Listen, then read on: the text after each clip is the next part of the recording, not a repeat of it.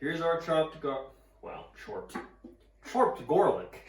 Welcome to Pasta Vista, the cooking channel where we try to teach you easy, cheap recipes that you can make at home that require minimal kitchen tools and kitchenware, because we don't have all that shit and we don't expect you to have all that shit. Today we're going to be going over Pasta Algio e Olio, which is pasta with garlic and oil. And this is traditional pasta from Italy. Pretty light, it's pretty basic, but that doesn't really mean that it's easy. It's easy to fuck up. We'll go over the ingredients and all the tools that you'll need, and then we'll get started. So, it's pasta aglio e olio, which is garlic and oil. You're gonna need some garlic. I would do about 3 to 4 large cloves. It really depends on how much you and whoever you're making this for enjoy garlic. I love garlic, so the garlic's not gonna be that strong of a flavor. Next, obviously, aglio e olio. Oil, you're gonna need some olive oil. Whatever you have, olive oil, you don't have to have the highest quality. Second, what you're gonna need is some parsley. You're gonna need about a large handful of the leaves. You should get the flat leaf or Italian parsley. It's gonna have the best flavor. Next, an essential is going to be the red pepper flakes. You're gonna need a tablespoon or more of these. It's really kind of hard to tell because it's easy to fuck up the meal by putting too many pepper flakes. So it's better to put a little and then add more later than to put a lot in the beginning.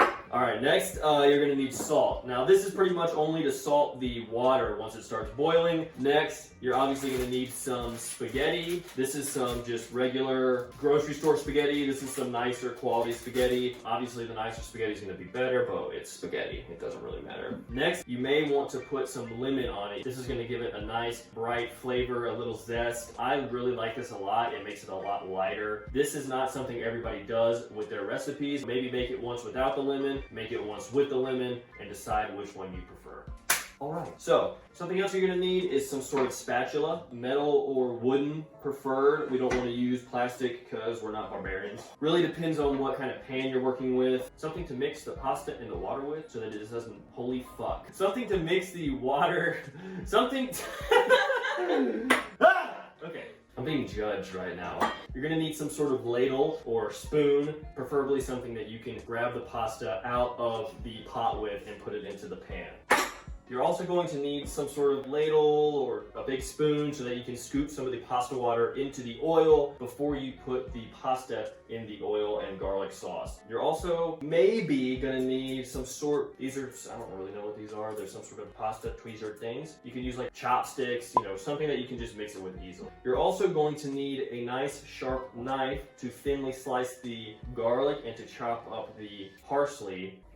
We're gonna go over how to slice the garlic and how to cut up the parsley. First, we're gonna start with the garlic. The garlic cloves covered in this garlic paper or whatever the hell you wanna call it. It's a pain in the ass to get off. Like, it's a giant pain in the ass to get off. What I like to do is cut off the end of the garlic. That normally affords you the ability to rip off 1 or 2 sides of the garlic. And then you just kinda gotta peel it. There's no easy way to do this, honestly. And I love garlic so much, but this is its downfall. We're gonna want really thin slices of garlic. The thinner you can get the garlic, the better that you're gonna be able to get that flavor in the oil. Now take your time with this. It's gonna make the difference in this pasta.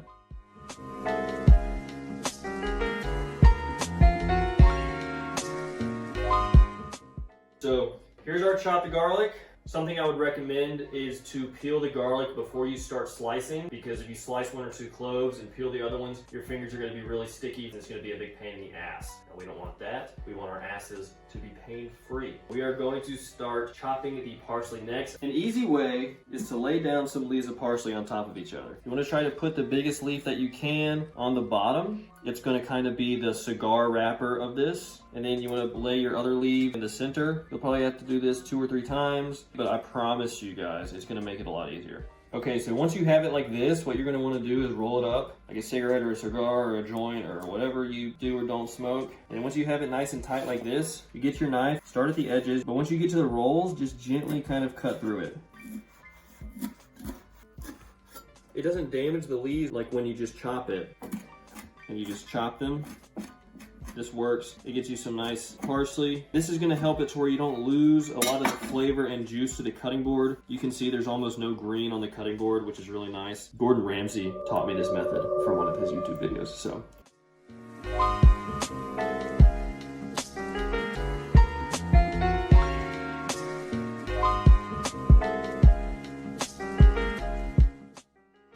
Okay, so we finished chopping up all this parsley.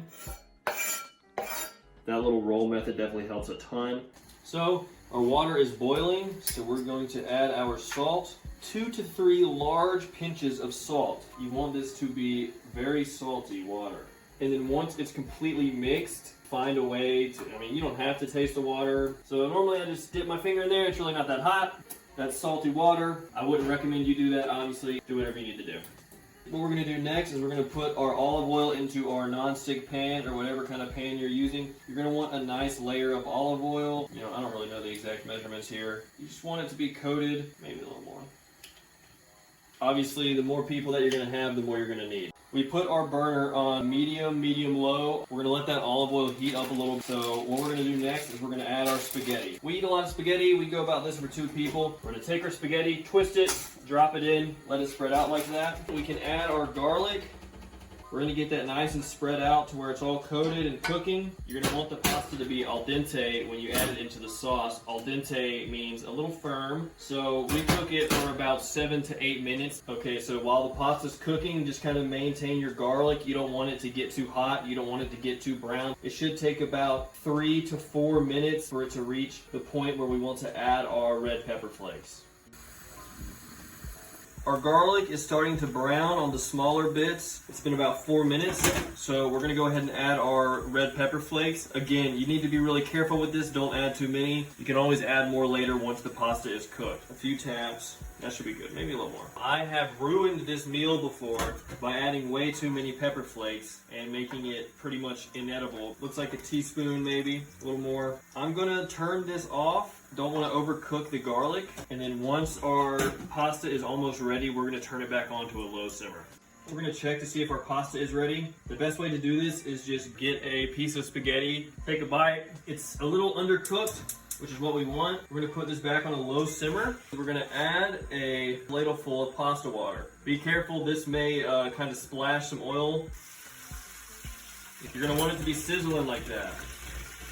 Okay, so if we hadn't switched the fire off, the garlic would have been overcooked and it would have been so hot that this would have like exploded. Mamma mia, my spaghetti! We're going to turn off the pasta water and we're going to start ladling the spaghetti into the sauce. Now the spaghetti is a little undercooked, so what's going to happen is it's going to cook in this sauce. Okay, that's done. What you want to do is just keep this on and mix it. And you're going to see a nice kind of glossy sheen over the spaghetti. Once it looks like all the water is gone, you can turn it off. So we're going to keep mixing it up.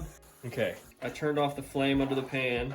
We're going to keep mixing it because it's still hot. You can see that it's got this nice sheen over it. This is where we're going to add our parsley. So some people like parsley in there, some people don't. I do. You're just going to do a little bit at a time. This is something, again, like the red pepper that you can easily overdo. So mix it in, and you definitely want to save a little for garnish if you're making this for a date or a significant other, or if you just like treating yourself. Pretty much done. You can maybe add a little more parsley. If you're going to add the lemon, this is where you're going to do it. I would juice half of the half, not all of it, and then mix it up. It looks nice and shiny, which is good. Okay, so we have our pasta. Let's see how it tastes. It's really fresh, really light. The parsley brings a lot of flavor. It's a little bit garlicky. It's got a little bit of spice from the red pepper flakes. And that lemon really, for me, it just gives it a little bit of something that it needs. We hope that y'all enjoyed the video. We hope that y'all's comes out looking like this. And if you have any questions, comments, leave them down in the comment section. If you have any comments on how we can improve the videos, please leave some tips down in the comment section. Yeah, pasta la vista, baby. We're not professionals.